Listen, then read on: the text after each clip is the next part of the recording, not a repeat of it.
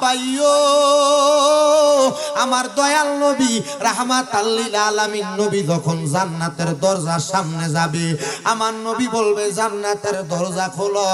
জান্নাতের দরজার মধ্যে একজন ফেরেশতা দাঁড়ায়া প্রশ্ন করবে মান আমতা, কে আপনি? আমার নবী বলবে আনা মুহাম্মাদুর রাসূলুল্লাহ সাল্লাল্লাহু আলাইহি ওয়াসাল্লাম। নবী যখন এই কথা বলবে ওই ফেরেশতা জবাব দিবে ওগো নবীজি আপনার কথা আমারে বলা হয়েছিল, আপনার কথা আমাকে অবগত করা হয়েছিল।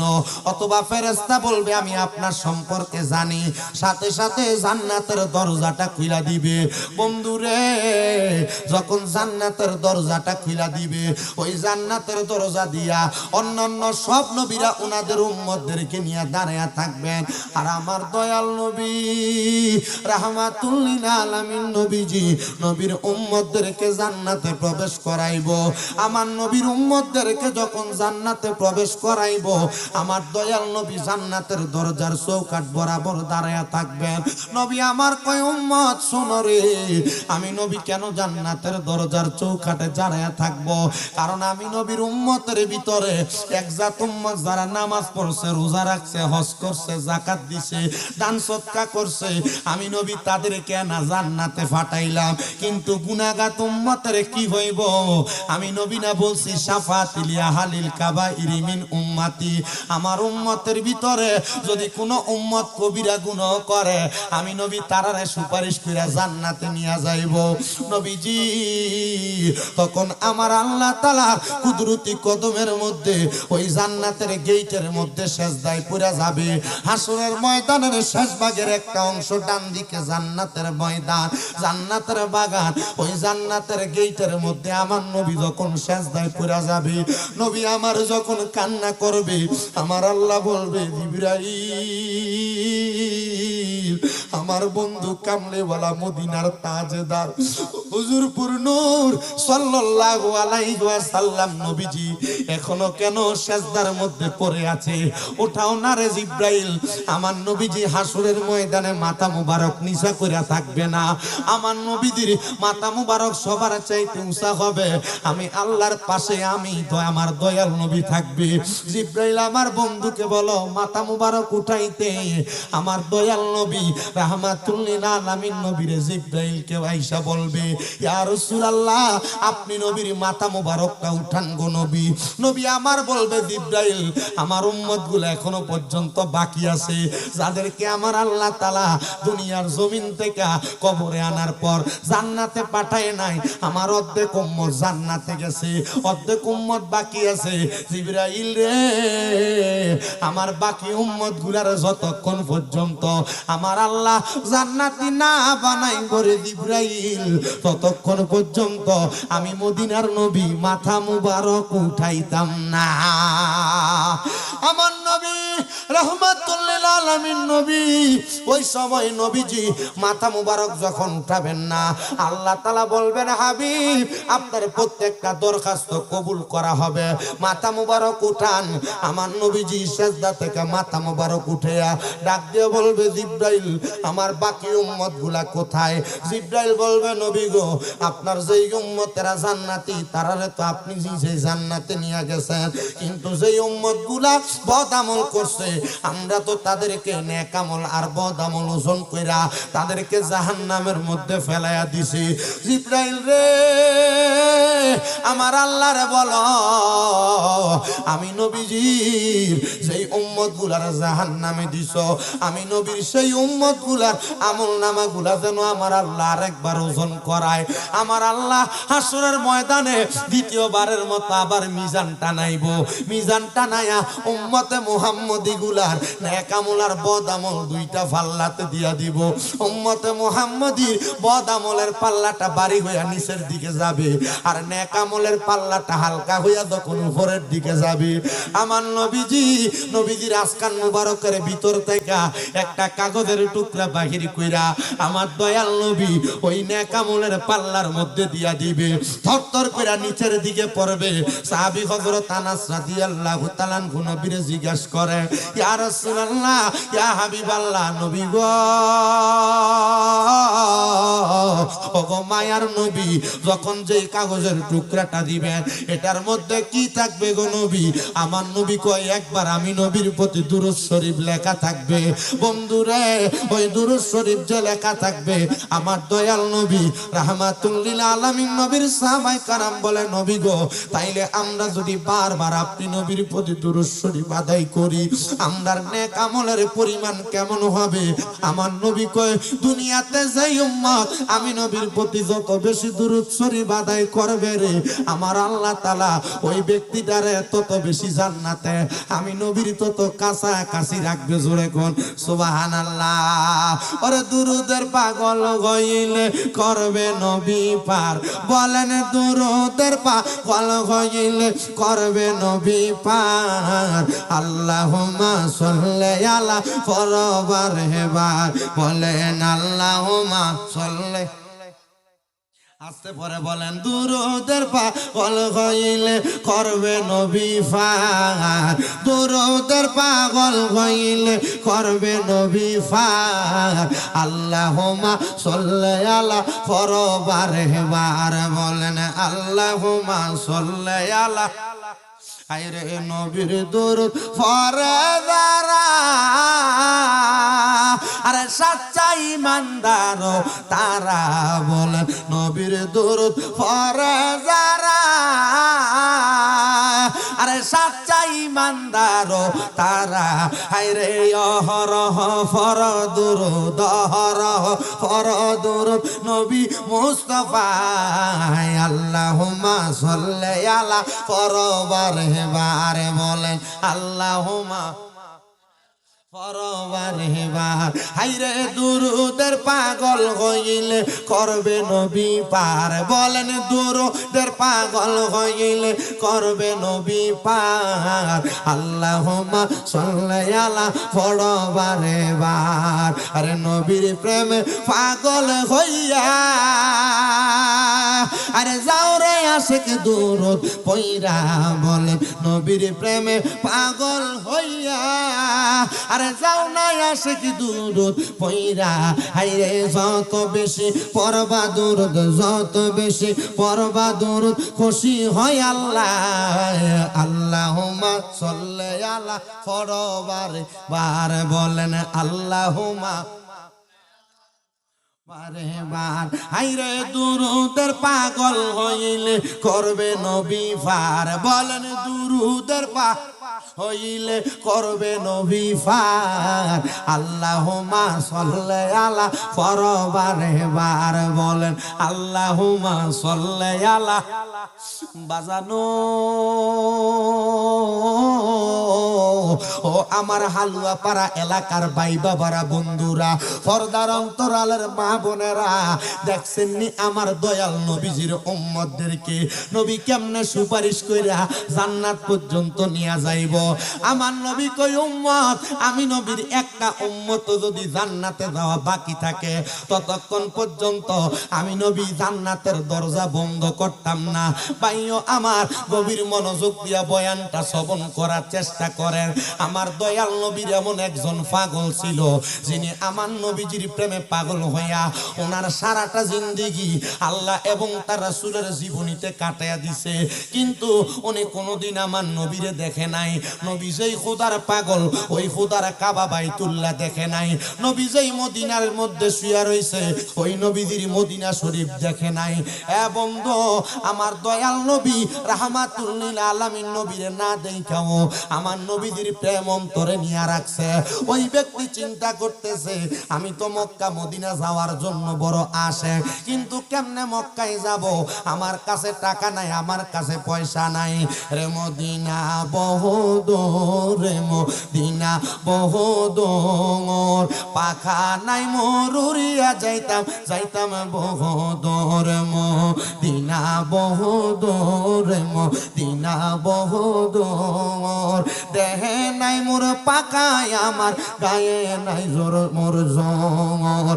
পাখা যদি দিত মাবুদ, পাখা যদি দিত মাবুদ, জিয়ারতি করিতাম বহুদূর। নাই রে দেহে জোর, বলো নাই রে দেহে জোর, পাখা নাই মোর উড়িয়া যাইতাম মদিনা বহুদূর। বলো পাখা নাই মোর উড়িয়া যাইতাম মদিনা বহুদূর। এ বন্ধু শুনো, আল্লাহর বান্দা কয় আমি মক্কা মদিনা যাইতে বড় পাগল, কিন্তু যাইতে পারি না। আমার কাছে টাকা নাই, পয়সা নাই, সম্পদ নাই, কিন্তু আমার কাছে একটা সম্পদ আছে, যেই ইবাদতের মাধ্যমে আমার আল্লাহ তাআলা একটা মানুষের সম্পদ দিতে পারে, টাকা পয়সা দিতে পারে। বন্ধুরে, আল্লাহর বান্দা কয় ওইটা হইল আমি আল্লাহর দরবারে তাহাজ্জুদ নামাজ পড়তাম। যে আয়াতে কারিমা আমি আপনাদের কাছে খুতবায় তেলাওয়াত করছি, আল্লাহ কয় বন্ধু নবী গো, আপনি রাতের কিছু অংশ তাহাজ্জুদের নামাজ আদায় করেন। যদি আপনি তাহাজ্জুদের নামাজ আদায় করেন, অতি সত্বর আমার আল্লাহ তাআলা আপনি নবীরে মাকামে মাহমুদ দান করবে। যখন আমার নবীজির উপরে আয়াত নাজিল হয়, আমার নবীজি একটা না 3 দিন কান্না করেছে। আম্মা জান আয়েশা সিদ্দিকা বলে আমি দেখলাম আমার নবীজি এমন ভাবে কান্না করে, নবীজির চোখ মুবারক গুলা কানতে কানতে একবারে লাল হইয়া ফুলা গেছে, নবীজির দাড়ি মুবারক গুলা পানি দিয়া চুপচুপা হয়ে গেছে। আমি গভীর রজনীতে ফজরের নামাজের ওয়াক্তের আগে আমি যখন আমার নবীর শোবে সাদিকের পরে দেখলাম নবীজির চোখ মুবারক গুলা ফুলা, আমি জিজ্ঞাসা করলাম ইয়া রাসূলুল্লাহ, ইয়া হাবিবাল্লাহ, নবী গো আপনি নবীজি এত লম্বা কইরা রুকু কোনোদিন দেন নাই, এত লম্বা সেজদা কোনোদিন দেন নাই, আজকে কেন আপনি নবী লম্বা রুকু সেজদা দিয়া আল্লাহর দরবারে কান্দেন নবী গো? আমার নবী ডাক দিয়া কয় হে আয়েশা শোনো, আমার আল্লাহ বলছে আমি নবী যদি তাহাজ্জুদ নামাজ পড়ি গো, আমার আল্লাহ আমি নবীর যা ইচ্ছা সব দান করবে, শুধু তাই না মাকামে মাহমুদ দান কইরা দিব। এ আয়েশা, আমি আমার আল্লাহর দরবারে আমি নবীর জন্য কান্না করি না, আমি নবী কান্না করি আমার উম্মত যে দুনিয়াতে আল্লাহর দরবারে নামাজ করবে, রোজা রাখবে, হজ যাকাত করবে, আমার কোন উম্মত যদি তাহাজ্জুদের নামাজটা পড়া আমার আল্লাহর কাছে কোনো কিছু চায়, আমার আল্লাহ আমার উম্মতের তা দিবনি, আমি সেটার জন্য কান্দি। আম্মা জান আয়েশা কয় ইয়া রাসূলুল্লাহ, নবী গো আমার আল্লাহ তো আপনার দোয়া ফিরাইতো না, আপনার দোয়া কবুল করবে নবী গো। আপনি বলেন না আমার আল্লাহ তাআলা আপনি নবীর দোয়া কবুল করছেনই? নবী আমার ডাক দিয়া কয় আয়েশা রে, আমার আল্লাহ খবর দিছে জিবরাইল রে দিয়া, আমি নবীর কোন উম্মত যদি তাহাজ্জুদের নামাজ আদায় কইরা আমার আল্লাহর কাছে কোনো কিছু চায়, আমার আল্লাহ তাআলা আমি নবীর উম্মতের তা দান কইরা দিব। এ আয়েশা, আয়েশা শোনো রে, আমার উম্মত যদি তাহাজ্জুদের নামাজ আদায় করে আমার আল্লাহ যেহেতু আমার উম্মতের তা দান কইরা দিব রে আয়েশা, আমি নবী আমার আল্লাহর দরবার থেকে তা ছায়া নিয়ে আসছি। আয়েশা তুমি চিন্তা করো না, আমার উম্মতের জন্য আমার আল্লাহ তাআলা ফয়সালা করে দিছে। বন্ধুরে আমার নবীর পাগলের দলেরা ওই নবীর আশিকটা তাহাজ্জুদের নামাজ পড়া কান্দে, মাবুদ তুমি রে খোদা দাবি করি, তোমার ইবাদত করি, নামাজ পড়ি, যদি তোমার মক্কায় না যাইতে পারি আমার মনে অশান্তি অশান্তি লাগবো। আলুয়া পাড়ায় টাকাওয়ালা সম্পদওয়ালা দনওয়ালার অভাব নাই, কিন্তু মক্কা মদিনা যায় হজ করবে এমন মনটা তার নাই।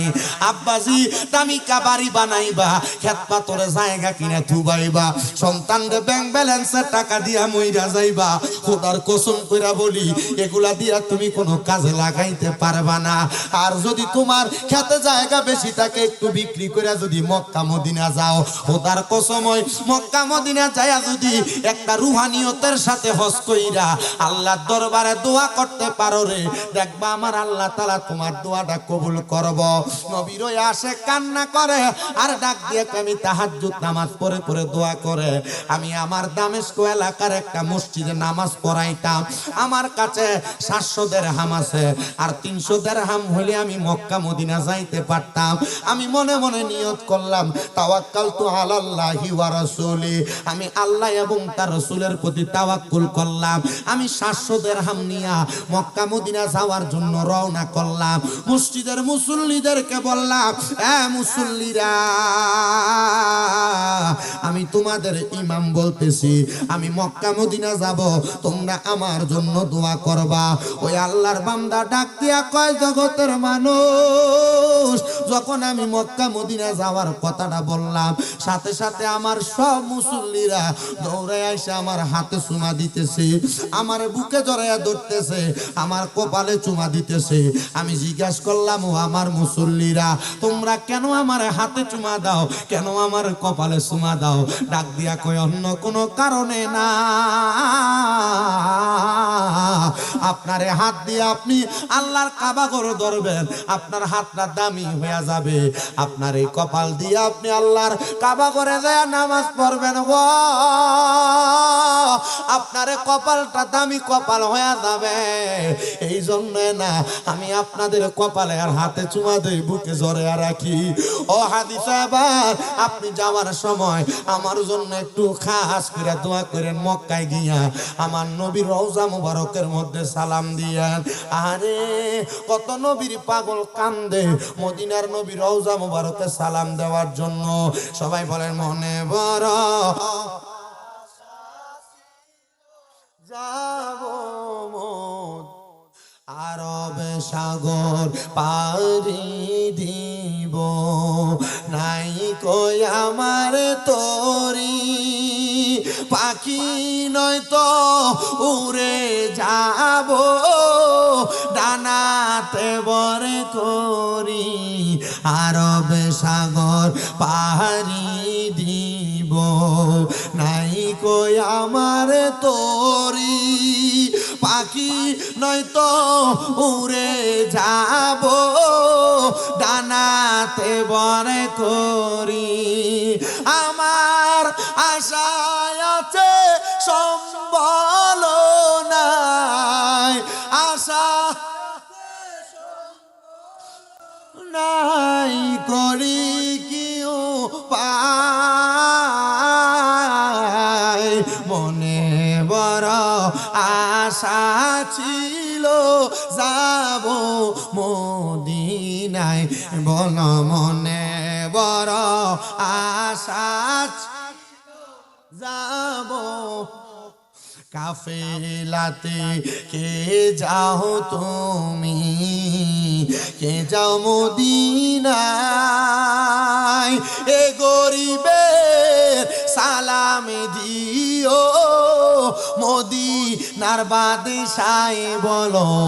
কাফেলাতে কে যাও তুমি, কে যাও মদিনায়, এ গরিবের সালাম দিও মদিনার বাদশাহ।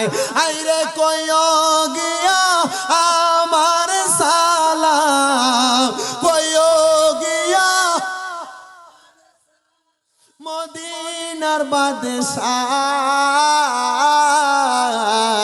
মনে বড় আশা ছিল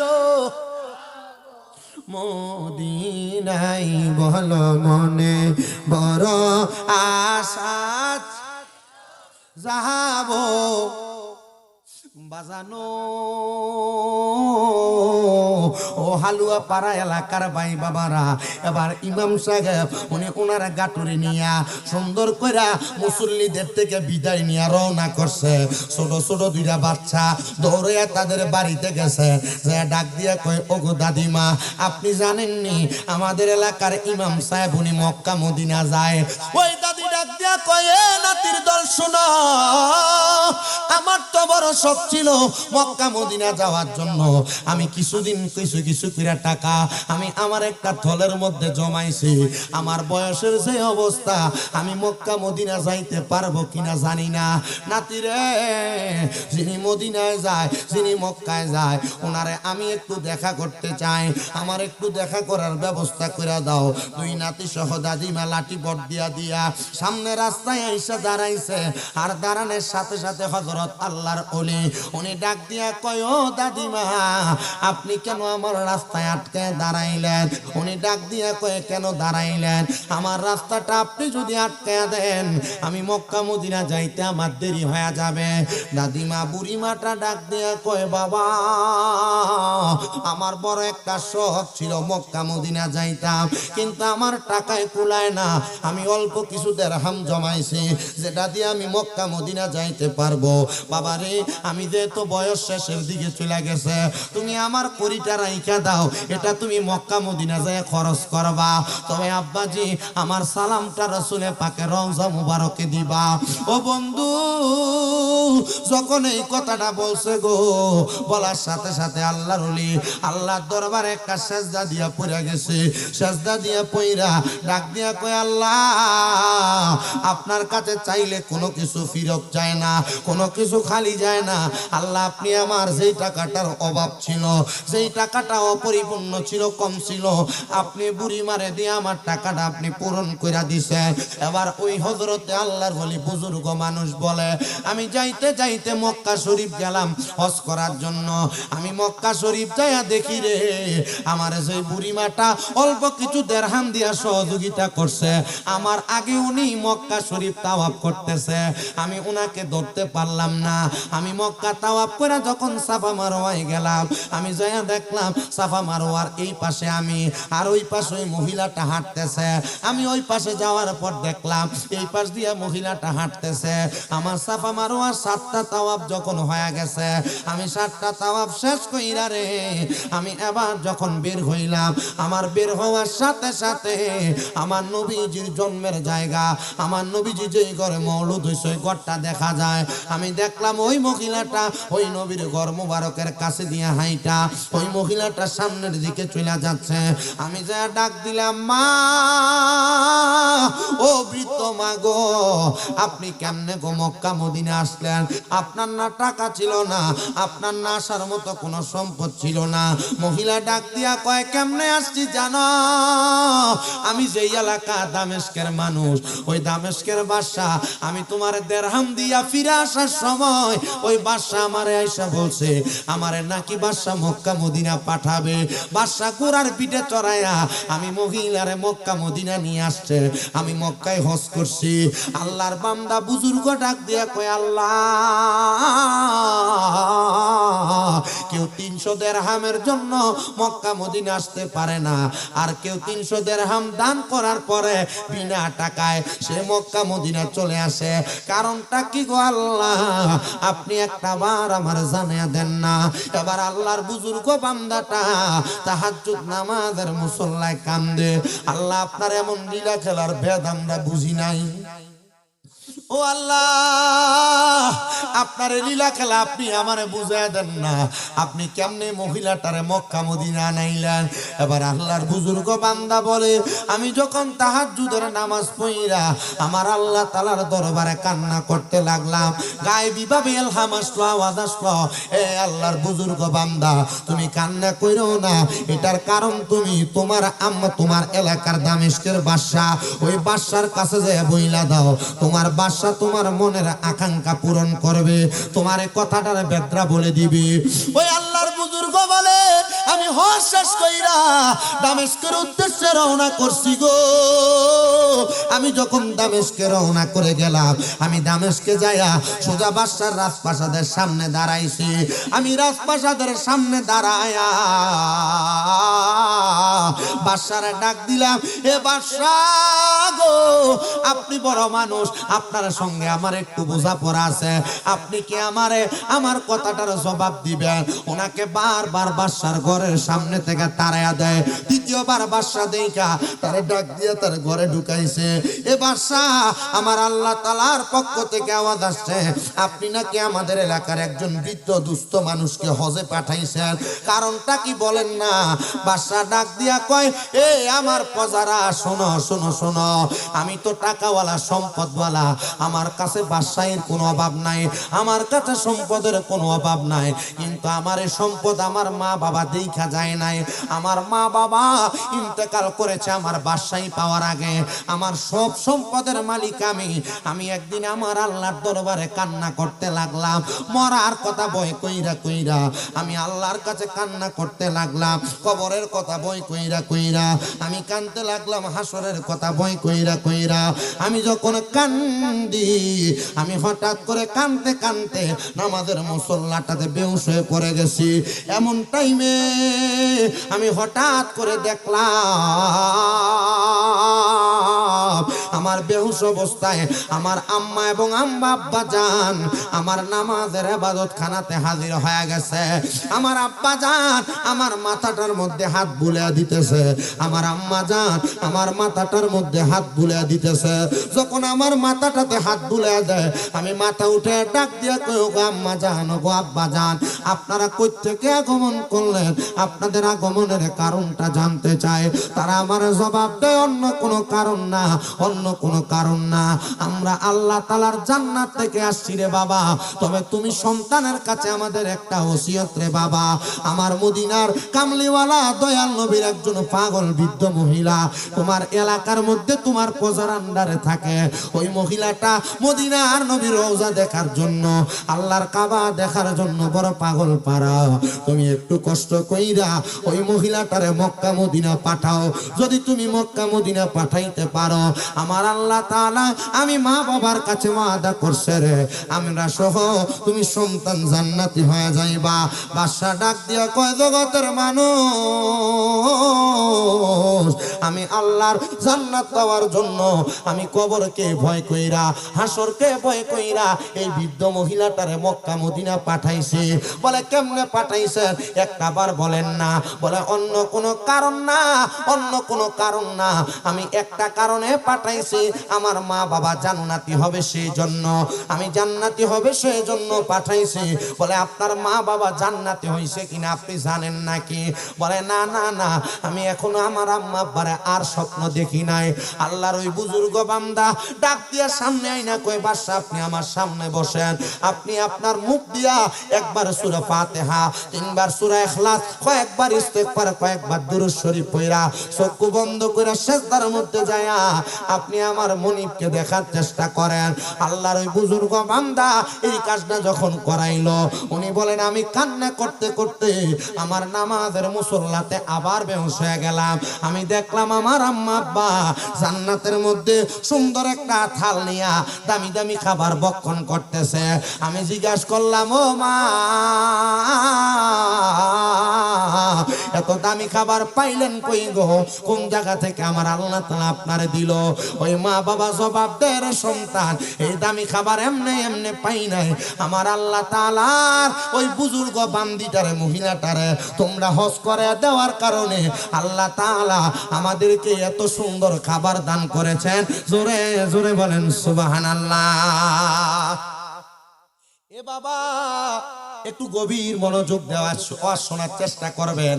কারণ হলো একটা সন্তান তার মা বাবার ইন্তেকালের পরে শুধু তার সম্পদের একটা অংশ থেকে একজন বৃদ্ধা মহিলারে হজে পাঠাইছেন, আর হজের টাকাটা দেওয়ার কারণে আল্লাহ তাআলা একজন সন্তান আর বাদশার আম্মা আব্বারে জান্নাতের নিয়ামত দান করছেন, জান্নাতের খানা পেনা দান করছেন।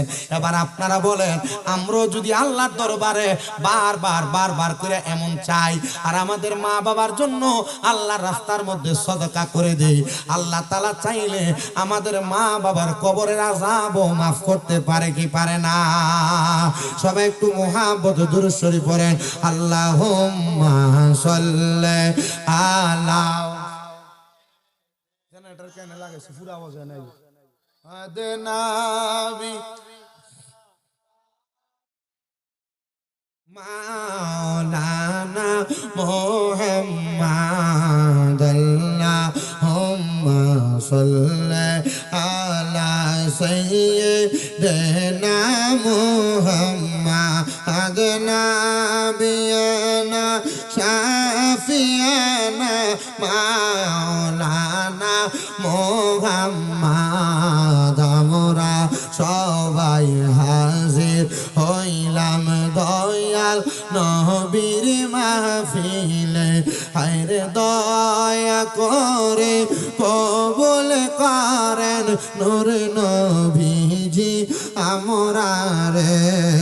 আল্লাহুম্মা সাল্লি আলা দেনা মুহাম্মাদ নাবিয়ানা মাওলানা। আমার হালুয়া পাড়ার বাবা ও হালুয়া পাড়ার যুবক বন্ধুরা, আমি আপনাদের কাছে যে আয়াত তেলাওয়াত করেছি এবার সে আয়াতের নিরিখে কথাগুলা বোঝার চেষ্টা করেন। আল্লাহ বলেন ওয়ালা তাকুনু, তোমরা তাদের মতো হয়ো না, কাল্লাযিনা জাহারা নাসুল্লাহা ফাআনসাহুম আনফুসাহুম, তারা তাদের নিজের কথা ভুলে গেছে, আমি আল্লাহ তাদেরকে ভুলে রাখছি। আল্লাহ তারা কারা গো? আমার আল্লাহ কয় তারা আর কেউ না, তারা হলো উলাইকা হুমুল ফাসিকুন, এরা হলো ফাসিক। আল্লাহ আমরা ফাসিক হয়ে মরতে চাই না, আমরা জান্নাতি হয়ে মরতে চাই, কারণ আপনি নিজেই বলেছেন লা ইয়াস্তাউই আসহাবুন নারি ওয়া আসহাবুল জান্নাহ, আসহাবুল জান্নাতি হুমুল ফাইজুন। আল্লাহ আপনি বলেন জান্নাতি এবং জাহান্নামীরা এক রকম না, যারা জান্নাতি তারা সফল কাম। আল্লাহ আপনি বলেন না আমরা যদি জান্নাতি হতে পারি, আমরা যদি নামাজি হতে পারি, আমরা যদি রোজাদার হতে পারি, আমরা যদি ঈমানওয়ালা হতে পারি, তাহলে আমাদের মরণ কেমন হবে, কবর কেমন হবে, হাসর কেমন হবে। আগে জানলাম জাহান্নামীদের কথা এবং জানবো জান্নাতীদের কথা। আমার পরবর্তী বক্তা আসার আগ পর্যন্ত আপনারা একটু জান্নাতি মরণটা শোনেন। আব্বাজি, যে আজরাইল একটা মানুষের রূহ কবজ করে, রূহটা কবজ করার সময় আজরাইলকে বাধা দিলে আজরাইল রূহ নিবে না, এমন কোন বাধা দেওয়ার মতো সন্তান আর ফুত দুনিয়াতে সৃষ্টি হয় নাই, দুনিয়াতে জন্ম হয় নাই। কথা কন্যা ঠিক কিনা? হ্যাঁ বাবা, কিন্তু একটা মুমিন বান্দা, একটা নামাজি বান্দা, একটা মুত্তাকি বান্দা যখন ইন্তেকাল করবে, ওই বান্দাটা ইন্তেকাল করার আগে আমার আল্লাহ তাআলা ওই বান্দাটার কাছে একটা ফেরেশতা পাঠাইবো, যার নাম আজরাইল। ওই আজরাইল বান্দাটার সামনে একবার আসবে না, দুইবার আসবে না, তিনবার আসবে না, চারবার আসবে, কিন্তু বান্দার রূহটা কবজ করতে পারবে না। ও বন্ধু, একটা বান্দার কাছে আজরাইল চারবার আসবে, কিন্তু বান্দার রূহটা আজরাইল নিতে পারবে না। বলে হুজুর তারা কারা গো? আমার নবী কয় তারা হলো ঈমানদারেরা, তারা হলো মুমিনেরা। কোন মুমিন, কোন ঈমানদার, কোন পাঁচ ওয়াক্ত পাঁচগানা নামাজি, কোন মুত্তাকি মানুষ যখন মারা যাবে গো, মারা যাওয়ার সময় আমার আল্লাহ তাআলা সর্বপ্রথম মালাকুল মউত আজরাইলকে বান্দার সামনে পাঠিয়ে দিবে। ওই বান্দার সামনে যখন আজরাইলকে পাঠিয়ে দিবে, পাঠায়া দেওয়ার সাথে সাথে ওই বান্দাটার বুকের বরাবর আজরাইল হাতটা দিবে। বুকের মধ্য থেকে দুইজন ফেরেশতা ডাক দিয়া বলবে আজরাইল, বান্দার রূহটা তুমি কবজ কইরো না। বলে কেন না? বান্দার বুক দিয়া তুমি রূহ কবজ করতে পারবা না। বলে কারণটা কি? বলে বান্দার বুকের মধ্যে আল্লাহ এবং তার রাসূলের ভালোবাসা আছে, আল্লাহ এবং তার রাসূলের মুহাব্বত আছে। এই জন্য বান্দার বুক দিয়ে তুমি রূহ কবজ করতে পারবা না। আজরাইল সাথে সাথে ফিরে যাবে। আমার আল্লাহর হুকুম পাইয়া, আদেশ পাইয়া আজরাইল আবার আসবে বান্দার কাছে। বান্দা, এবার তো তোমার রূহ আমাকে নেওয়াই লাগবে। আজরাইল আলাইহিস সালাতু ওয়াস সালাম বান্দার কপাল বরাবর বিওয়াজিকার নূর বান্দার চেহারা বরাবর হামলা করবে। বান্দার কপালের মধ্যে থেকে দুইজন ফেরেশতা বাধা দিবে। রে আজরাইল, বান্দার কপাল দিয়ে রূহ বাহির করতে পারবা না। বলে কারণ কি? কোন কারণে বান্দার রূহটা কপাল দিয়ে বের করা যাবে না? বলে বান্দা এই কপাল দিয়া 5 ওয়াক্ত নামাজের সিজদা দিয়েছে, এই জন্য বান্দার কপাল দিয়ে রূহ বাহির করা যাবে না। কারণ বান্দার কপালের ভিতরে নামাজের নূর আছে, এই জন্য বান্দার কপাল দিয়ে রূহ বাহির করা যাবে না। মুসলমান ইমানদার, এবার আজরাইল আবার দ্বিতীয়বার ফিরে যাবে। যখন দ্বিতীয়বার ফিরে যাবে, আজরাইল আলাইহিস সালাতু ওয়াস সালামকে আমার আল্লাহ তাআলা আবার প্রেরণ করবেন। আবার যখন আবার প্রেরণ করবে, আজরাইল আলাইহিস সালাতু ওয়াস সালাম আয়েশা একটা বান্দার ডান হাত বরাবর, ডান বাহু বরাবর হামলা করবে রূহ নেওয়ার জন্য। ডান বাহু বরাবর হামলা করার সাথে সাথে আজরাইল আলাইহিস সালাতু ওয়াস সালামকে বাধা প্রদান করবে। রে আজরাইল, ও আজরাইল, শোনো শোনো শোনো শোনো শোনো শোনো, এই বান্দার রূহ তুমি ডান দিক দিয়ে কবজ করতে পারবা না। বলে কেন? কারণটা কি? বলে বান্দার ডান দিকে তার মা বাবার খেদমত আছে, এই জন্য বান্দার ডান দিক দিয়ে রূহ কবজ করা যাবে না। আজরাইল আলাইহিস সালাতু ওয়াস সালাম আবার ফিরে যাবে আমার আল্লাহ তাআলার কাছে। আবার আজরাইল আসবে আল্লাহর হুকুম পায়া দুনিয়াতে। যখন আবার আগমন করবে, আগমন করার পরে আবার ওই বান্দাটা বাম হাত বরাবর, বাহু বরাবর হামলা করবে। বাম দিক থেকে দুইজন ফেরেশতা বলবে, রে আজরাইল, বান্দার বাম দিক দিয়ে রূহ কবজ করতে পারবা না। বলে কেন পারবো না? বলে বান্দার বাম দিকে তার দান এবং সদকা গুলা আছে, এই জন্য বান্দার বাম দিক দিয়ে রূহ কবজ করতে পারবা না। আজরাইল আমার আল্লাহ তাআলার দরবারে তাকায় থাকবে। ও আল্লাহ, আপনি বলেন না গো, বলেন না, বান্দার রূহ আমি কেমন করে কবজ করব? আহারে, আমার আল্লাহর পক্ষ থেকে জানায়া দেওয়া হবে, আজরাইল বান্দার রূহ এমন ভাবে কবজ করা যাবে না। বান্দার রূহ কবজ করার সময় বান্দা কালেমা পড়বে, কালেমা পড়ে পড়ে বান্দা দুনিয়া থেকে বিদায় হয়ে যাবে। বলে কেমন করে বিদায় হবে? বলে বান্দা বিদায় হওয়ার কাহিনীটা শোনো। বান্দা যখন বিদায় হবে, তার জবান দ্বারা কালেমা পড়বে। কারণ যারা নামাজি তারা কালেমা ছাড়া মরবে না, যারা রোজাদার তারা কালেমা ছাড়া মরবে না, যারা মুমিন ইমানদার তারা কালেমা ছাড়া মরবে না, যারা হক হালাল পথে চলছে তারা কালেমা ছাড়া মরবে না। বন্ধু, নবীর উম্মতের দল, আশিকে রাসূল ভাই বাবারা, একটু অন্তরের কানটা লাগে শোনো গো। ইমানদার বান্দাটা যখন এমন অবস্থায় থাকবে, আমার আল্লাহ তাআলা রহমতের দুইজন ফেরেশতা ইমানদার বান্দার সামনে পাঠিয়ে দিবে। যেই ফেরেশতাদের চোখের রং হবে নীল রঙের, ওই নীল রংওয়ালা ফেরেশতাগুলো যখন সামনে চলে আসবে, সামনে আসার সাথে সাথে ওই বান্দাটা তার বিছানার মধ্যে শুয়ে থাকবে। বান্দার মাথার মধ্যে হাত বুলিয়ে দিবে, বান্দা আরামসে ঘুমায়া যাবে। আর নাকের কাছে মেশক আম্বরের আতরের ঘ্রাণ লাগিয়ে দিবে। ওই আতরের ঘ্রাণটা লাগিয়ে দেওয়ার সাথে সাথে বান্দাটা হঠাৎ করে চক্ষুটা খুলবে। ওই ইমানদার বান্দার সামনে জান্নাতি একটা আপেল ধরা হবে, তুফা। ওই আপেল তুফা যখন ধরা হবে, বান্দা চক্ষুটা খুইলা পড়বে কালেমা তৈয়বা, লা ইলাহা ইল্লাল্লাহ মুহাম্মাদুর রাসূলুল্লাহ সাল্লাল্লাহু আলাইহি ওয়াসাল্লাম।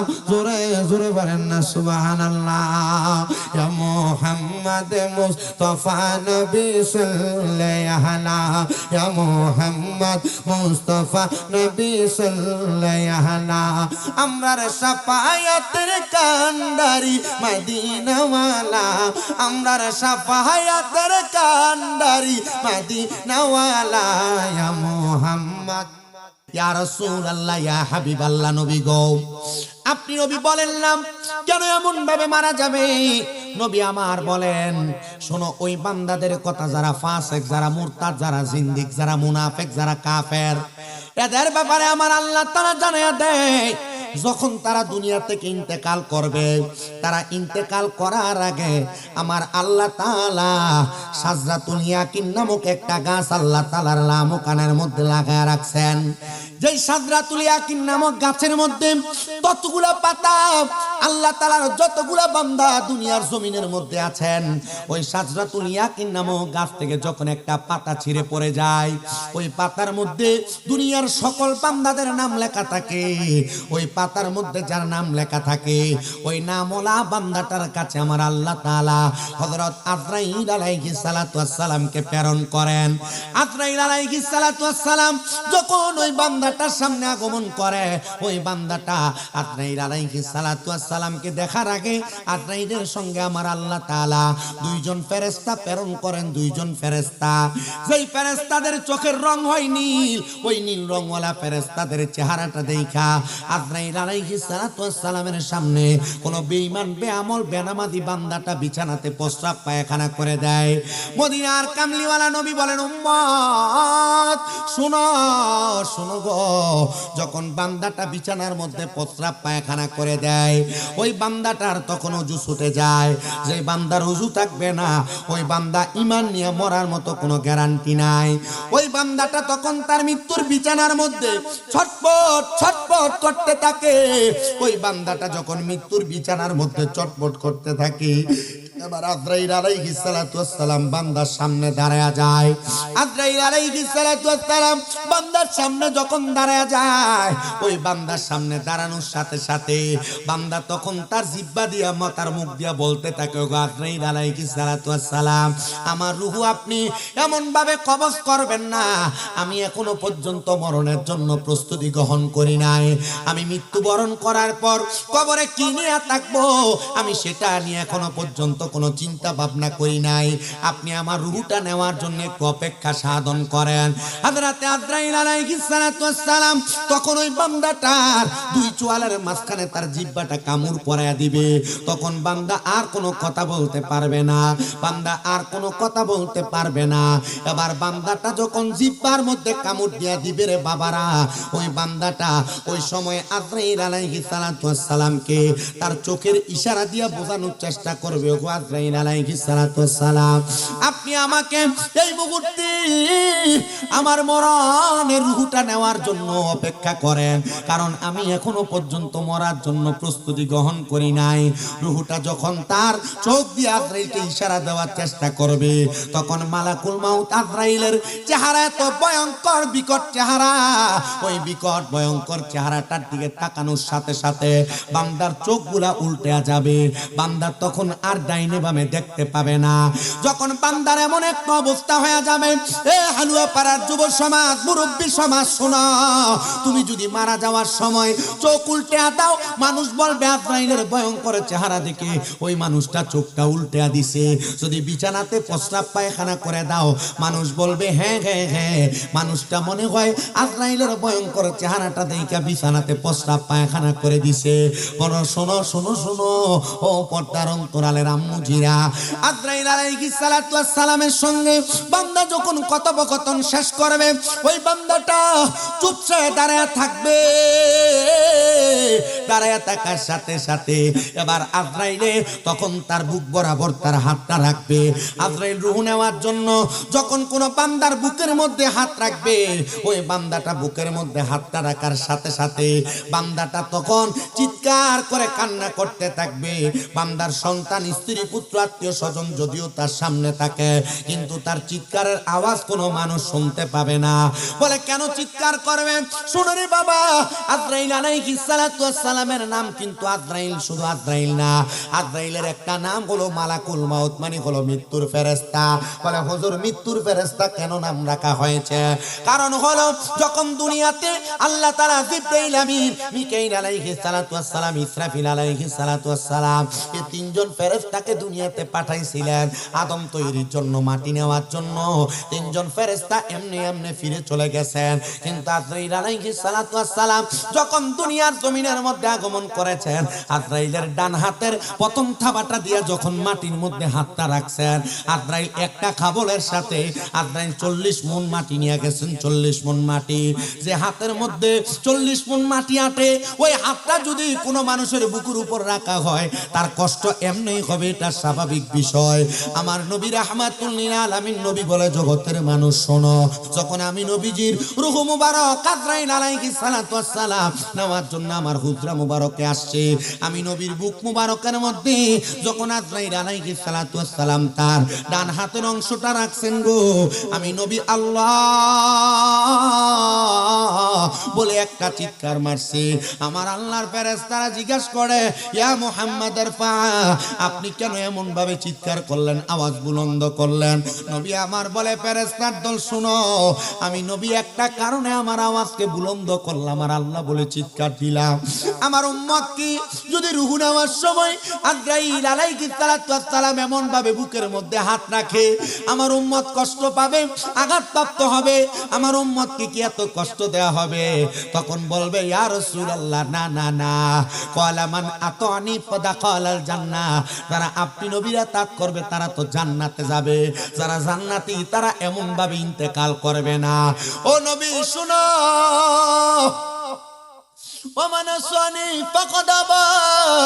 যারা আপনি নবীর পথে চলবে না, আপনি নবীরে মানবে না, তারা গুমরাহী হয়ে যাবে। ও মায়ার নবী রাহমাতুল লিল আলামিন নবী গো, আপনি নবী আমাদেরকে জানায়া দেন না। ও গো নবী, তখন তার রূহটা কেমন করে নেওয়া হবে? নবী আমার বলেন, ওই মানুষটার রূহটা যখন নিবে, আজরাইল আলাইহিস সালাতু ওয়াস সালাম বুকের মধ্যে হাতটা রাখার সাথে সাথে মানুষটার ঘাড়ের সাহারকগুলা ঠাস ঠাস করে ছিঁড়ে যাবে, হাতের রগগুলা ছিঁড়ে যাবে, পায়ের রগগুলা ছিঁড়ে যাবে, মানুষটা আফসোস আফসোস করতে থাকবে। ইয়া রাসূলুল্লাহ, এমন আফসোস যদি করে আপনি নবী বলেন না অবস্থাটা কেমন হবে? নবী আমার বলে, স্বাভাবিক কোনো অবস্থা না রে, স্বাভাবিক কোনো অবস্থা না, তার অবস্থা বড় ভয়ঙ্কর হয়ে যাবে। বান্দার ঘাড়ের রগ আর হাতের রগগুলা ছিঁড়া যাওয়ার সাথে সাথে বান্দার রক্ত চলাচল করতে পারবে না, তখন বান্দার রক্তগুলা নাক আর মুখে দিয়া বের হয়ে যাবে। নাকে মুখে দিয়া রক্ত বাইর হইলে এটা ভালো মরণ না, এটা ইমানদারের মরণ না। বিছানায় প্রস্রাব পায়খানা করে দিলে এটা ভালো মানুষের মরণ না। বান্দা চোখ উল্টে দিলে ভালো মানুষের মরণ না। জিহ্বায় কামড় দিয়া দিলে এটা ভালো মানুষের মরণ না। আল্লাহর নবীর অসংখ্য সাহাবায়ে কেরাম আমার নবীর কাছে প্রশ্ন করে, ইয়া রাসূলুল্লাহ, ইয়া হাবিবাল্লাহ, নবী গো, ও মায়ার নবী, রূহটা যখন কবজ করবে বান্দার কি কোনো কষ্ট হবে না? আমার নবী কান্দে আর হযরতে পয়গম্বর ইদ্রিস আলাইহিস সালাতু ওয়াস সালামের কথা নবীর উম্মতদেরকে স্মরণ করায়।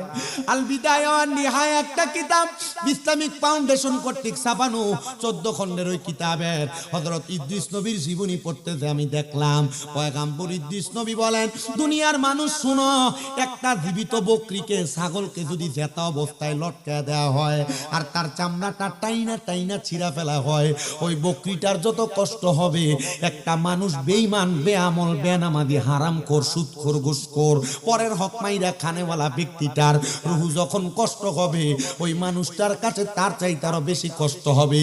মনে হবে তার শরীরের চামড়াটা টাইনা টাইনা ছিঁড়া ফেলা হচ্ছে। এ হালুয়া পাড়ার যুব সমাজ, এ মুরব্বী সমাজ, শুনো শুনো রে, রূহটা যখন কবজ করা হবে, ওই বান্দাটা আফসোস আফসোস করতে থাকবে। বান্দার খাঁচাওয়ালা রূহটা দেহটা পড়ে থাকবে, বান্দার রূহটা আজরাইল আলাইহিস সালাতু ওয়াস সালামের হাতে থাকবে। আজরাইল যখন কোনো বেনামাজি হারাম করে রূহটা তার হাতের মধ্যে নিবে, একটা কাপড় দ্বারা আজরাইল তার নাকাংশটাকে এমন ভাবে আবদ্ধ করে দিয়া বাঁধাইয়া রাখবে। এ আজরাইল, কেন তুমি তোমার নাককে বাঁধাই করে রাখলা? আজরাইল আলাইহিস সালাতু ওয়াস সালাম বলে, জগতের মানুষ শুনো শুনো গো, একটা কারণে আমি আমার নাকে কাপড় লাগাইব, তখন আমি বান্দাটারে নাকে কাপড় লাগাই নিয়ে যাব রূহটাকে। রূহ আমাকে বলবে, আজরাইল তুমি কেন আমার এত তাড়াতাড়ি নিয়ে যাও? যদি তুমি জানতা আমার জন্য আমার আল্লাহ তাআলা কত যন্ত্রণাদায়ক শাস্তি রেডি করে রাখছে, তাহলে তুমি আমার এত তাড়াতাড়ি নিয়ে যাইতা না, আরো আস্তে আস্তে নিয়ে যাইতা। রূহ যখন নিয়ে যাবে রে বাবা,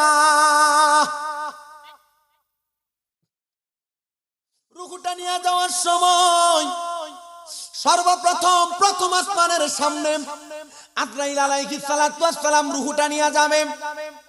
আসমানের ডাইনে 19 জন ফেরেশতা দাঁড়ানো থাকবে, বামে 19 জন ফেরেশতা দাঁড়ানো থাকবে। আর ওই ফেরেশতারা বান্দার রুহুর দিকে থু থু নিক্ষেপ করবে, কারণ বান্দা বেনামাজি। নামাজ যারা পড়ো না তোমাদের রুহু দেখে দেখে তখন ফেরেশতারা থু থু নিক্ষেপ করবে। রোজা যারা রাখো না তোমাদের রুহুকে দেখে দেখে ফেরেশতারা থু থু নিক্ষেপ করবে।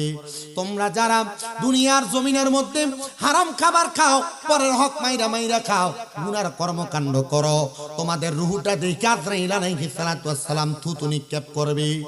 তখন আজরাইল আলাইহিস সালাতু ওয়াস সালাম ওই 19 জন ফেরেশতার কাছে বলবে, এ ফেরেশতার দল, তোমরা বলো কেন বান্দার দিকে থুতু নিক্ষেপ করো? তখন ফেরেশতারা ডাক দিয়ে জবাব দিবে, বান্দা গুনাহগার, গুনাহ করতে করতে তার রূহের মধ্যে একটা দুর্গন্ধ তৈরি হয়ে গেছে। আমরা বান্দার রূহের দুর্গন্ধ সহ্য করতে পারি না, বিদায় বান্দার দিকে আমরা থুতু নিক্ষেপ করি। চিন্তা করে দেখো, তুমি যে দুনিয়াতে বদবদ কাজগুলা করো, বিড়ি সিগারেট খাওয়া জিনিসটারে মনে হয় কত মজা কইরা কইরা খাও, কিন্তু তুমি চিন্তা করো না এটা মাকরুহ তাহরিমার অন্তর্ভুক্ত। তুমি দুনিয়াতে গুনার কাজ করতে করতে করো, আরাম কইরা কইরা করো, তুমি একবারও চিন্তা করো না এই গুনার কাজগুলা করার কারণে তোমার ঈমান আমল বরবাদ হয়ে যাচ্ছে। ও বান্দা, তোমার রুহুটা যখন নিয়ে যাবে তখন আজরাইল একমাত্র থুতু দিবে, তোমার রুহু থেকে দুর্গন্ধ বের হবে। এই কারণে দেহ তো মাটি খেয়ে ফেলবে, তোমার নফসের বিচার হবে, তোমার রুহের বিচার হবে। তখন তোমার রুহুটারে নিয়ে যাওয়ার জন্য আজরাইল সামনের দিকে যেতে চাইবে। সামনের দরজা বন্ধ, ডাইনের দরজা বন্ধ, বামের দরজা বন্ধ। ও আল্লাহ, বান্দা বেনামাজি বিদায়, বান্দার জন্য কোন দরজাটা খোলা? তখন আমার আল্লাহর দরবার থেকে আওয়াজ আসবে, ইন্নাল্লাযীনা কাফারু মিন আহলিল কিতাবি ওয়াল মুশরিকিনা ফি নারি জাহান্নামা খালিদিনা ফিহা উলাইকা হুম শাররুল বারিয়া। যারা কাফের কুফরি করে, যারা মুশরিক, যারা আহলে কিতাবের অন্তর্ভুক্ত, আল্লাহ তাআলা তাদের ঠিকানা রাখছেন জাহান্নামের মধ্যে। আব্বাজি, গুনার কাজ ছোট ছোট করতেছেন, মনে করতেছেন কোনো অসুবিধা নাই। আপনি কি জানেন মুফতাইনে কেরাম, ফুকাহায়ে কেরাম ঘোষণা করতেছে কোন মানুষ বড় কোন গুনাহ করে কাফের হওয়া লাগে না। ছোট ছোট গুনাহ করতে করতে তার মধ্যে ফাসিকি চলে আসে, এরপর যখন গুনার কাজ আরো বেশি করে তখন তার ভিতরে নেফাকি চলে আসে, সে মুনাফিক হয়ে যায়। আর যখন মুনাফিক হয়ে যায় তখন তার কাছে বড় কোনো গুনাহ করতে দ্বিধাদ্বন্দ্ব মনে হয় না, তখন সব গুনাহগুলা সে তার মতো করে স্বাভাবিকভাবে করতে থাকে। সে মনে করে গুনাহ করলেই বা কি হবে। আল্লাহর নবী বলে, গুনাহকে গুনাহ যায় না যারা দ্বিতীয়বার আবার করে, তখন তারা মুনাফিক হয়ে যায়। আর গুনাহকে গুনাহ যায় না যারা তৃতীয়বার গুনাহ করে, তখন তারা কুফরি করে কাফেরে রূপান্তর হয়ে যায়। আর ওই বান্দার ঠিকানা হলো জাহান্নাম, জাহান্নাম, জাহান্নাম। সাহাবায়ে কেরাম নবীর সামনে বসা, কোথাকার উট ভক্ষণ করবে, উট খাওয়ার কথা তাদের মনে নাই।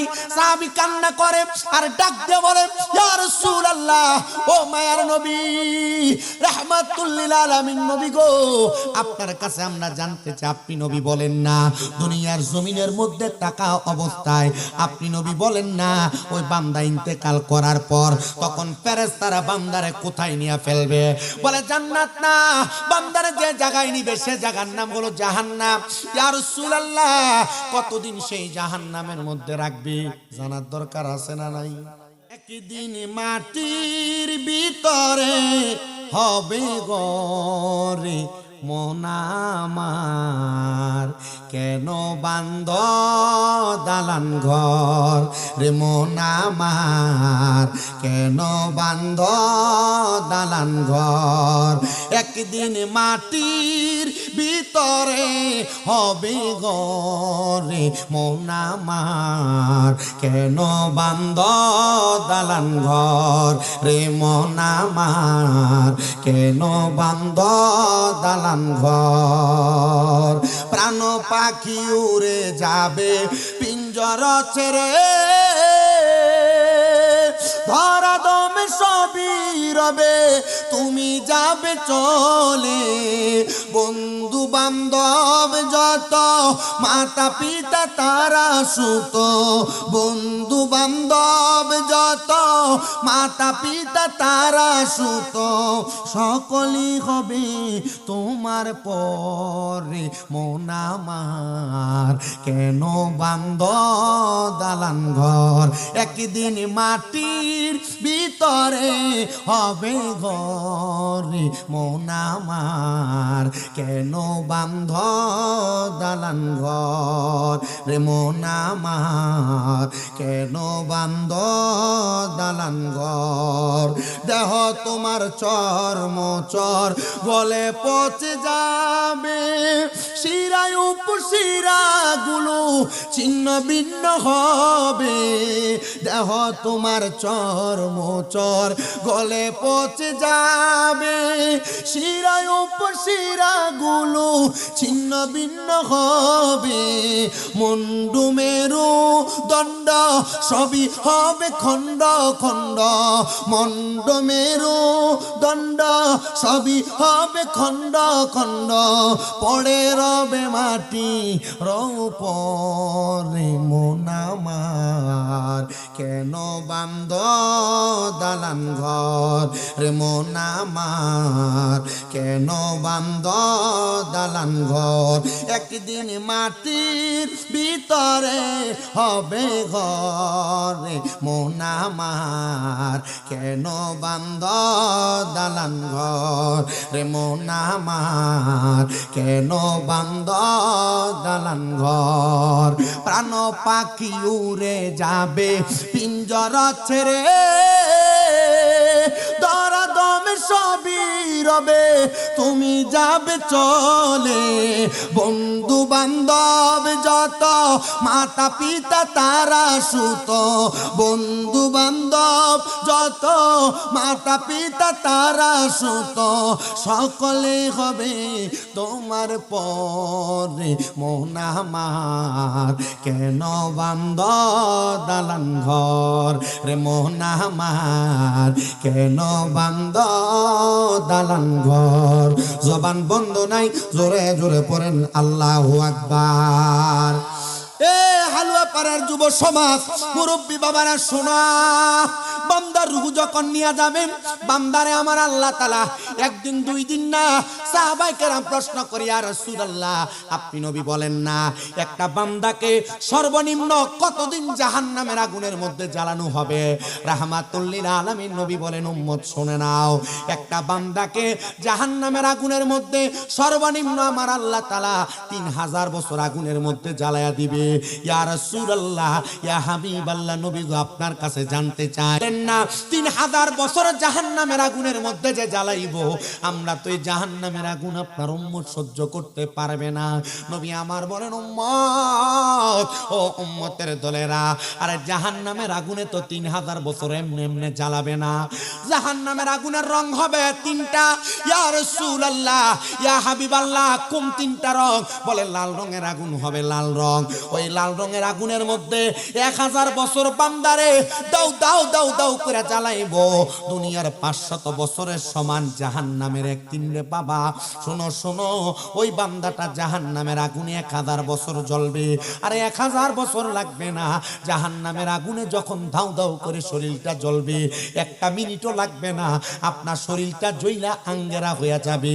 ফায়া কুন বইলা আমার আল্লাহ তাআলা আপনার আমার দেহটারে আবার বানায়া দিব আবার আগুনে পুরব আবার দেহটা বানায়া দিব হযরতে উম্মে মাখতুম আমার নবীরে প্রশ্ন করি ইয়া রাসূলুল্লাহ বান্দারে একবার জ্বালাইলে তো দেহের আগুনে একবারে জ্বইলা পুরো আঙ্গার হয়ে যাবে তো বান্দাটারে আর কত আর কত আর কত জ্বালাইবো বলে বান্দা এক ওয়াক্ত নামাজ ছাড়ে নাই বান্দা বারবার নামাজ ছেড়ে দিছে বান্দা বারবার গুনাহ করেছে বান্দা বারবার পরের হক মেরে মেরে খাইছে এজন্য বান্দাটারে বারবার বারবার জাহান্নামের আগুনে জ্বালানো হচ্ছে এ আমার বাবা এ পর্দা তার অন্তরালের মা শুনো, যেহেতু কবর এবং হাসুরের বয়ান আমারে দিছে, একটু শোনো ও বান্দা, শোনো গো, যখন তোমার 1000 বছর জাহান্নামের লাল আগুনে জ্বালানো হবে, এবার আরো 1000 বছর জাহান্নামের আগুনের রংটারে সাদা দোয়াওয়ালা বানায়া দিব।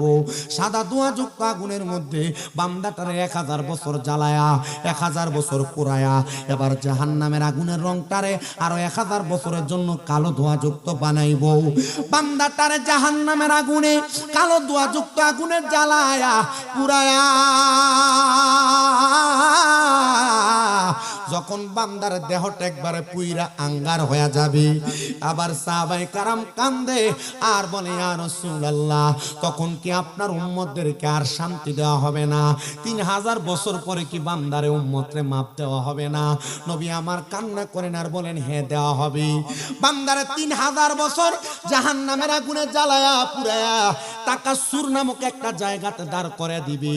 ওই বান্দা যখন তাকাসুর নামক জায়গাতে দাঁড় করাবে, বান্দা তখন হায় আফসুস, হায় আফসুস, হায় আফসুস করে করে 3 বার বলবে, মুয়ে পানি, মুয়ে পানি, মুয়ে পানি বলে 3 বার বান্দা চিৎকার করবে।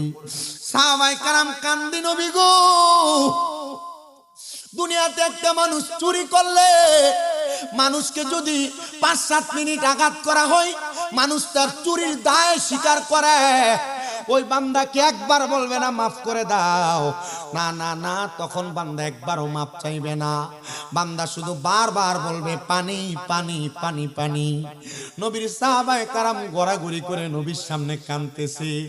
আসছিল ওটের দাওয়াত খাওয়ার জন্য, কিন্তু এখন দাওয়াত নাই, সাহাবায়ে কেরাম শুধু কান্দে আর কান্দে। রাহমাতুল লিল আলামিন নবী কান্না করে আর বলে, ও সাহাবায়ে কেরাম শোনো, আমার আল্লাহ তাআলা একটা জাহান্নামী বান্দারে যখন জাহান্নাম থেকে তাকাসুর নামক জায়গাটাতে দাঁড় করে দিবে গো, ওই জায়গাটাতে বান্দা দাঁড়ায়া থাকবে, তখন বান্দাটা পানির জন্য আফসোস আফসোস করতে থাকবে। নবী গো, আপনার উম্মতকে কি তখন পানি দেওয়া হবে না? নবী আমার কান্না করেন আর বলেন, সাহাবীরা শুনে রাখো গো, ওগো সাহাবায়ে কেরাম, হ্যাঁ তখন তাদেরকে পানি দেওয়া হবে, পানি দেওয়া হবে। ওগো নবী, কেমন পানি দেওয়া হবে আপনি নবী একটাবার বলেন না। নবী আমার বলেন, উম্মত, ওই পানিটা দুনিয়ার কোনো স্বাভাবিক পানি না। তিরমিজি শরীফের হাদিস শরীফ পড়তে দেয়া দেখলাম, আমার নবীজি বলতেছে ওই পানিটার নাম হলো তিনাতুল খাবাল। তিনাতুল খাবাল বলা হয় ওই পানিকে অন্যান্য বান্দাদেরকে জাহান্নামের আগুনের মধ্যে জ্বালানোর কারণে যে রক্ত আর পুঁজগুলা নিচে জমা হয়েছে, একটা গরম লোহার পাত্রকে আগুনের মধ্যে পুরানোর পরে একবারে গরম কয়লা যেমন এমন হয়ে যায়, এমন একটা টকবক টকবক করনেওয়ালা ফুটনেওয়ালা রক্ত আর পুঁজগুলা বান্দারে খাওয়ার জন্য দেয়া হবে। নবীর সাহাবায়ে কেরাম কান্না করে আর বলে, ইয়া রাসূলুল্লাহ, নবী গো, আপনার উম্মত কি তখন ওই পানিটা পান করবে নাকি? নবী বলে, পান করবে রে। সাহাবায়ে কেরাম পান করবে। ইয়া রাসূলুল্লাহ, এই পানি কেমনে পান করে? রক্ত আর পুঁজ তো পান কইরা সহ্য করে থাকা যায় না। রাহমাতুল লিল আলামিন নবী বলেন, ওই পানি যখন তারা তাদের জিহ্বাতে ঢালবে, তাদের জিহ্বা গলে যাবে, তাদের কান দিয়ে তাদের মগজ গলে গলে বের হবে। ওই মানুষগুলা শুধু এই শাস্তিগুলা ভোগ করবে না, ওই মানুষগুলার পেটের মধ্যে যখন রক্ত পুঁজগুলা যাবে, এটা এমন গরম উত্তপ্ত, তাদের পেটের নাড়ি বুড়িগুলা পর্যন্ত গলে যাবে, তাদের পেটের নাড়ি বুড়িগুলা গইলা গইলা তাদের পায়খানার রাস্তা দিয়ে থরথর থরথর করে বের হবে।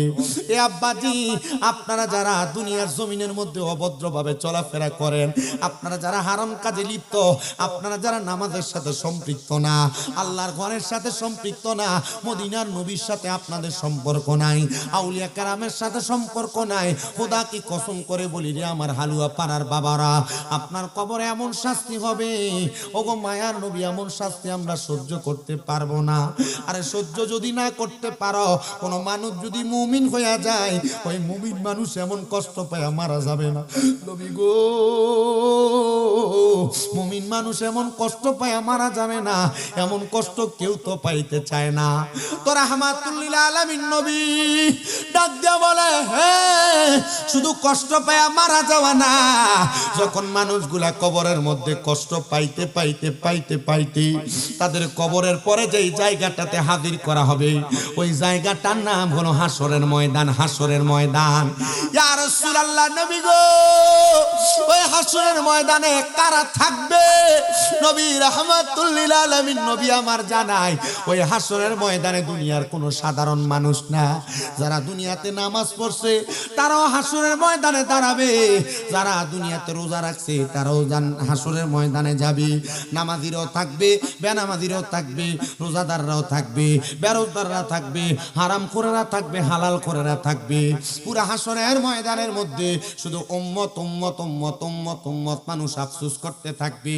রাহমাতুল লিল আলামিন নবী আমার বলেন, উম্মত শুনে রাখো, শুধু আফসোস করবে না, যখন হাসরের ময়দানে তারা দাঁড়ায়া থাকবে, একটা মানুষের দেহের মধ্যে কোনো জামা কাপড় থাকবে না। বাবা সন্তানের সামনে, সন্তান মায়ের সামনে, এলাকার যত বড় মানুষ আপনি হন না কেন, আপনার শরীরের মধ্যে কোনো পোশাক থাকবে না। হাসরের ময়দানের মধ্যে আপনি বিনা পোশাক উলঙ্গ অবস্থায় হাজির হয়ে যাবেন। একটা দুইটা না, 12টা সূর্যের তাপ আপনার মাথার উপরে দেওয়া হবে রে মুসলমানেরা। 12টা সূর্যের তাপ যখন আপনার আমার মাথার উপরে দেওয়া হবে, আমাদের মগজগুলো টকবক করে করে ফুটে ফুটে আমাদের কান দিয়ে বের হবে, আমরা আফসোস করব। নবী সাহাবায়ে কেরাম কান্দে, ইয়া রাসূলুল্লাহর কেমন অবস্থা হবে? আমার নবী বলে যে হাসরের ময়দানের কথা তোমরা শুনতে পাচ্ছ, ওই হাসরের ময়দানটা তামা দ্বারা তৈরি হবে, গরম উত্তপ্ত ওই তামার ময়দানে ছেড়ে দেওয়া হবে। হায়রে হালুয়া পাড়ার বাবা, ওই তামার উত্তপ্ত হাসরের ময়দানে দুনিয়ার মানুষ থাকতে পারবে না। হাসরের ময়দানে মানুষের ঘাম থাকবে কারোর হাঁটু পরিমাণ, কারোর নাভি পরিমাণ, কারোর বুক পরিমাণ, আর কেউ ঘামের সাগরের মধ্যে সাঁতার কাটতে থাকবে। এত কঠিন অবস্থা হবে। সাহাবায়ে কেরাম বলেন, ইয়া রাসূলুল্লাহ আপনি কি তখন আপনার উম্মতদেরকে উদ্ধার করবেন না? নবী আমার বলেন, উম্মত শোনো, কেমন উদ্ধার আমি নবী করব জানো? হাসরের ময়দানের সব দিক থেকে আগুনের লীলাভূমি ছেড়ে দেওয়া হবে, সব বান্দা আর উম্মতদেরকে একটা জায়গার মধ্যে একত্রতা করা হবে। ডান দিক থেকে আগুন, বাম দিক থেকে আগুন, পেছন দিক থেকে আগুন তাদেরকে দৌড়ায়া হাসরের ময়দানের একটা কর্নারের মধ্যে দাঁড় করায়া দিবে। ওগো নবী, আপনি নবী তখন কোন জায়গাতে থাকবেন? নবী আমার বলেন, উম্মত শুনো, আমি নবী তখন পশ্চিম দিক থেকে দৌড়ে হাসরের ময়দানে হাজির হয়ে যাব। আমি দেখব গো আমার উম্মতদের চেহারাগুলা একবারে মলিন মলিন মলিন মলিন দেখা যায়। একটা সন্তানের মা মারা যাওয়ার পরে, বাবা মারা যাওয়ার পরে এতিম সন্তানের চেহারাটা যেমন দেখা যায়, আমার উম্মতেরা এমন এতিমের মতো হাসরের ময়দানে দাঁড়ায়া থাকবে। ইয়া রাসূলুল্লাহ, ওই এতিম উম্মতদেরকে আপনি ছাড়া কে বাঁচাইবে গো? আমার নবী কান্দি আর বলে, সাহাবায়ে কেরাম তোমরা শোনো, আমি নবীকে আমার আল্লাহ তাআলা এমন একটা জায়গা দান করবে, যে জায়গার ব্যাপারে আল্লাহ বলেছেন, ওয়া মিনাল লাইলি ফাতাহাজ্জাদ বিহি নাফিলাতাল লাকা আসা আইয়াবাসাকা রাব্বুকা মাকামাম মাহমুদা। আমার আল্লাহ তাআলা প্রশংসার জায়গা মাকামে মাহমুদ আমি নবীর হাসরের ময়দানে দান করে দিবে। আমি নবী ওই হাসরের ময়দানে মাকামে মাহমুদ নামক জায়গার নিচে যখন দাঁড়াবো, সমস্ত মানুষের মাথার উপরে সূর্যগুলার তাপ দিতে থাকবে। আমি নবী মাকামে মাহমুদের নিচে দাঁড়ায়া আমার উম্মতের মধ্যে যারা নামাজি আছে, আমি নবী তাদেরকে টান দিয়া ওই মাকামে মাহমুদের নিচে প্রবেশ করাবো। আমার উম্মতের যে মহিলারা পর্দা করেছে, যে মহিলারা নামাজ আদায় করেছে, স্বামীর আদেশ মেনেছে, আমি নবী তাদেরকে টান দিয়া মাকামে মাহমুদের নিচে নিব। আমার উম্মতের যেই পুরুষেরা আমি নবীর পথ এবং আদর্শ মোতাবেক চলেছে, আমি নবী তাদেরকে টান দিয়া দিয়া নিয়ে যাব। নবী গো, আপনি যদি নামাজি মুত্তাকি ইমানদারদেরকে নিয়ে চইলা যান, তাহলে যারা বেঈমান, যারা গুনাহগার, আপনার গুনাহগার উম্মতের কি অবস্থা হবে? রাহমাতুল লিল আলামিন নবী বলে, ও সাহাবায়ে কেরাম তোমরা শুনে রাখো, আমি নবীজির ওই উম্মতগুলারে আমি নবী তখন জান্নাতের মধ্যে প্রবেশ করাবো। জান্নাতের দরজায় যখন যাব, জান্নাতের দরজার মধ্যে দুইটা সিরিয়াল হবে। কয়টা? আল্লাহ দয়াল নবী বিনে গো আপন বলতে কে গো নাই জগতে, এই মারহাবা। আল্লাহ দয়াল নবী বিনে গো আপন বলতে কে গো নাই জগতে, এই মারহাবা। আল্লাহ সুবহানাল্লাহ কইলা আল্লাহ আল্লাহ আল্লাহ। বেবে দেখি সব বিদেশি, বেবে দেখি সব বিদেশি মিশে মায়ার ভবে তে আপন বলতে কে গো নাই জগতে, আমার দয়াল নবী বিনে গো আপন বলতে কে গো নাই জগতে, এই মাশাআল্লাহ। আল্লাহ আল্লাহ আল্লাহর ডাকে স্মরণ নাই। আল্লাহ আল্লাহ সারা তোমার অতি গয়া পাওয়ান, তারা তোমায় মিলে মিশে পরাইবে কাফন, মারহাবা। আল্লাহ আল্লাহ হাই গো যারা তোমার অতি গয়া পাওয়ান, তারা তোমার মিলে মিশে পরাইবে কাফন, মারহাবা। আল্লাহ আল্লাহ মাটির নিচে করবে দাফন, মাটির নিচে করবে দাফন, ঘরে থাকতে দিবে না আপন বলতে কে গো নাই জগতে, আমার দয়াল নবী বিনে গো আপন বলতে কে গো নাই জগতে, এই মাশাআল্লাহ। আল্লাহ আল্লাহ আল্লাহ আল্লাহ আল্লাহ মুর্শিদ আমার গলার মালা, মুর্শিদ আমার গলার মালা, মুর্শিদ আমার জাহানের জাহান, মুর্শিদ পাইলে কোলে লইয়া জোরাইতাম পরাণ, মারহাবা। আল্লাহ আল্লাহ মুর্শিদ পাইলে কোলে লইয়া জোরাইতাম পরাণ, মারহাবা। আল্লাহ আল্লাহ মুর্শিদ আমার গলার মালা, মুর্শিদ আমার গলার মালা, মুর্শিদ আমার জানের জান, মুর্শিদ পাইলে কোলে লইয়া জোরাইতাম পরাণ, মারহাবা। আল্লাহ আল্লাহ প্রাণের মুর্শিদ হায়রে ও মুর্শিদ কোনবা নেলু কাইস মারহাবা।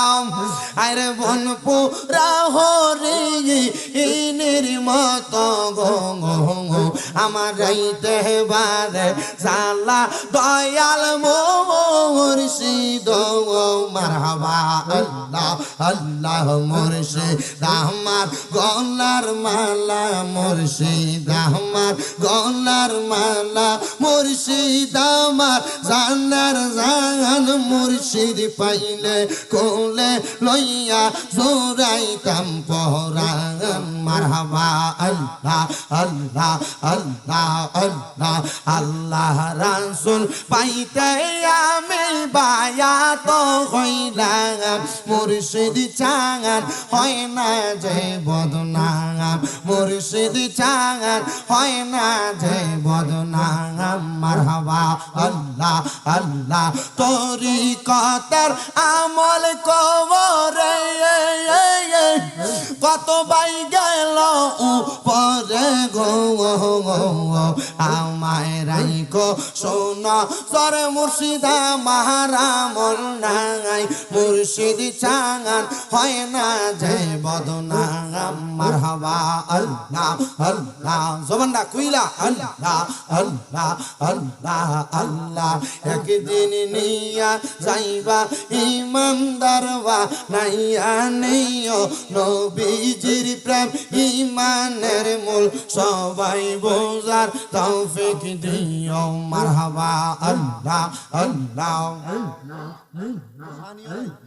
আল্লাহ আল্লাহ একদিন নিয়া যাইবা ইমানদারবা নাইয়া নিও নবীজির প্রেম ইমানের মূল সবাই বোঝার তৌফিক দিও মাশাআল্লাহ আল্লাহ আল্লাহ কোরআনে আহাব্বায়াসে ইউহিব্বু কই হাদিসেতে হুব্বুর রাসূল মিনাল ঈমান বুখারী খুলিয়া দেখো আল্লাহ একদিন নিয়া যাইবা ইমানদারবা নাইয়া নিও নবীজির প্রেম ইমানের মূল সবাই বোঝার তৌফিক দিও মারহাবা আল্লাহ আল্লাহ মাথা লড়াইলে চলবে না আল্লাহ করতে হবে আল্লাহ আল্লাহ ফুলসে রাতের কঠিন পারে সেইখানে নবীকে পাবে সে নবীকে নাসিনিবে জান্নাত পাবার আশা নাইও আল্লাহ একদিন নিয়া যাইবা ইমানদারবা নাইয়া নিও নবীজির প্রেম ইমানের মূল সবাই বোঝার তৌফিক দিও মাশাআল্লাহ আল্লাহ আল্লাহ আল্লাহ আল্লাহ মা খাদিজা যাদের নানি ছিল মায়া বড় ধনী জাবালে নূরে যাইতেন তিনি জাবালে নূরে যাইতেন তিনি নবীকে খাওয়াইতে খানা আল্লাহ একদিন নিয়া যাইবা ইমানদারবা নাইয়া নিও নবীজির প্রেম ইমানের মূল সবাই বোঝার তৌফিক দিও মারহাবা আল্লাহ আল্লাহ আল্লাহ যাদের নামে মসজিদ বানাই যাদের নাম লেখে মাদ্রাসায় ইমাম পরে জুম্মার খুতবায় মুনাফিকরা চিনে না মারহাবা আল্লাহ আল্লাহ আল্লাহ একদিন নিয়া যাইবা ইমানদারবা নাইয়া নিও নবীজির প্রেম ইমানের মূল সবাই বোঝার তৌফিক দিও মাশাআল্লাহ আল্লাহ আল্লাহ